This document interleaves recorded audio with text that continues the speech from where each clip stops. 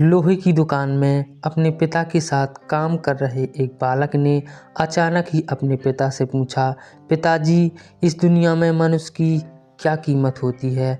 पिताजी एक छोटे से बच्चे से ऐसा गंभीर सवाल सुनकर हैरान रह गए।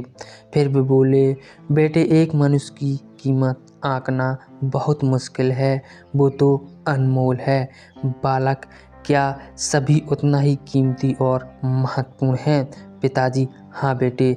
बालक कुछ समझा नहीं, उसने फिर सवाल किया, तो फिर इस दुनिया में कोई गरीब तो कोई अमीर क्यों है? किसी की कम रिस्पेक्ट तो किसी की ज़्यादा क्यों होती है? सवाल सुनकर पिताजी कुछ देर तक शांत रहे और फिर बालक से स्टोर रूम में पड़ा एक लोहे का रॉड लाने को कहा। रॉड लाते ही पिताजी ने पूछा, इसकी क्या कीमत होगी? बालक कहता है, 200 रुपये। पिताजी, अगर मैं इसके बहुत से छोटे छोटे कील बना दूं तो इसकी क्या कीमत हो जाएगी? बालक कुछ देर सोचकर बोला, तब तो ये और महंगा बिकेगा, लगभग 1000 रुपये का।